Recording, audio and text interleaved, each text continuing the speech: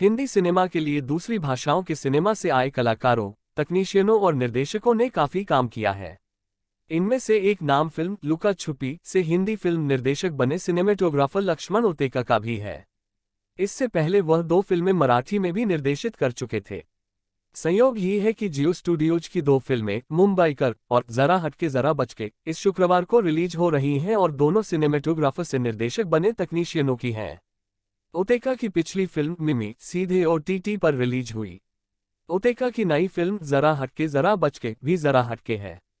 अपने आसपास के समाज को सिनेमा को लाकर उस पर व्यंग्य कसने का साहस उन्होंने इस फिल्म में दिखाया है। पूरे देश में बन रहे फ्री के पक्के मकानों के पीछे कैसे एक माफिया अपनी रोटियां सेकने में लगा हुआ है, इसका पर्दाफाश उनकी ये फिल्म बहुत ही अच्छे से करती है। हालांकि फिल्म का प्रचार एक प्रेम कहानी के तौर पर हुआ है और अपने DNA से ये लुका छिपी 2 शीर्षक पाने की पूरी हकदार है। विकी और सारा का लिटमस टेस्ट। विकी कौशल और सारा अली खान फिल्म जरा हटके जरा बचके के जोड़ीदार हैं। दोनों की बतौर लीड कलाकार पिछली फिल्में सिनेमाघरों में 3 साल पहले एक हफ्ते के अंतराल पर रिलीज हुई। भूत पार्ट 1 द हॉन्टेड शिप और लव आजकल का बॉक्स ऑफिस पर हश्र एक जैसा ही रहा। इसके बाद विकी की 2 और सारा की 3 फिल्में सीधे OTT पर रिलीज हो चुकी हैं। दोनों के पिता फिल्म इंडस्ट्री में अपनी अपनी जगह अब भी दमदार तरीके से टिके हुए हैं और इन दोनों को हिंदी सिनेमा में टिकाए रखने की जिम्मेदारी भी सिनेमा के दिग्गजों ने ले रखी है। इस लिहाज से दोनों के लिए फिल्म जरा हटके जरा बचके किसी लिटमस टेस्ट के कम नहीं है। अपने प्रचार के दौरान इन दोनों ने जाहिर यही करने की कोशिश की कि ये फिल्म एक प्रेम कहानी है, लेकिन लक्ष्मण उतेकर ने असल में क्या बनाया है, इस पर फिल्म के पूरे प्रचार के दौरान पर्दा ही डाले रखा गया। दुबे दंपति की घोंसले की तलाश। फिल्म जरा हटके जरा बचके इंदौर जैसे देश के सबसे साफ सुथरे शहर में अपना खुद का घरौंदा बनाने को बेचैन एक नवविवाहित दुबे दंपति की कहानी है। शादी के पहले का पूरा प्यार दोनों निर्देशक राहुल अवेल की फिल्म लव स्टोरी 1981 के एक गाने के जरिए जी लेते हैं और सीधे आते हैं वहां जहां इनको सुकून के 2 पल वाली रात की बेसब्री से तलाश है। तय होता है कि दोनों माता पिता से अलग रहेंगे। बिल्डरों के विज्ञापनों की जमीनी हकीकत दिखाने के बाद कहानी मुड़ती है जन आवास योजना की तरफ। अगर आपने बीते 4-5 साल में देश के गांवों का भ्रमण किया है तो आपको पक्के मकानों की इतनी कतारें दिखेंगी कि आप अपने घर का रास्ता भी भूल सकते हैं। पात्र अपात्र लोगों को बंटी इन कॉलोनियों का फोरेंसिक ऑडिट बहुत बड़े घोटाले का राज खोल सकता है। और यही होता है फिल्म जरा हटके जरा बचके में। कहीं दमकी तो कहीं चूकी सारा अली खान।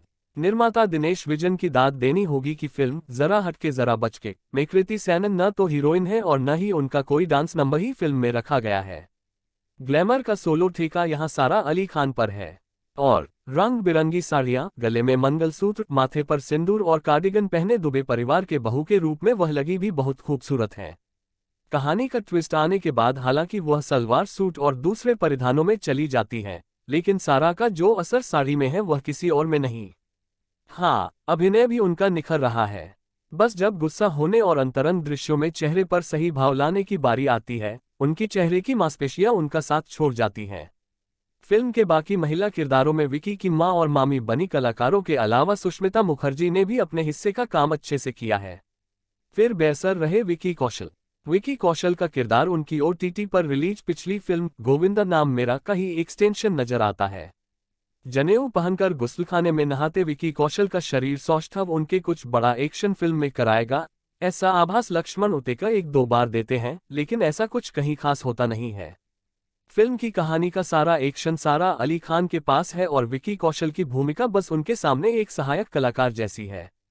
पूरी फिल्म में हीरो जैसा अगर वह कुछ करते हैं तो वह है सरकारी आवास योजना में अपनी पूर्व पत्नी को मिले मकान को सोसाइटी के चौकीदार को सौंप देने का।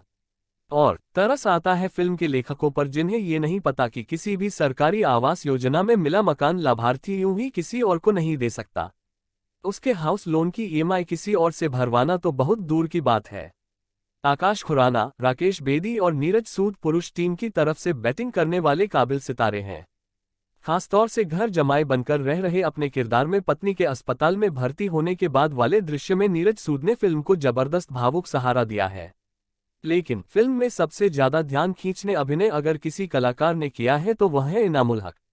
दिन में चपरासी बनने और रात में चांदी काटने वाले किरदार में इनामुल ने फिल्म जॉली LLB 2 के बाद फिर प्रभावित किया है। और हिट विकेट हो गए कप्तान। लक्ष्मण उतेका को ये फिल्म बनाने के लिए सलाम करने को मन करता है। गिनती के लोग बचे हैं सिनेमा में जो वर्तमान पर नजर बनाए हुए हैं और बजाय किसी पूर्वाग्रह के सीधे एक घटना को निष्पक्ष नजरिए से पेश करने की कोशिश करते हैं। कहानी उनकी अच्छी है, पटकथा बेहतर है और इंदौरी लहजे के कलाकारों के संवाद बहुत ही बढ़िया हैं।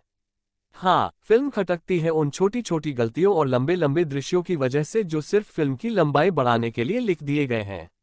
और ये कमी बतौर कप्तान उनकी ही मानी जाएगी।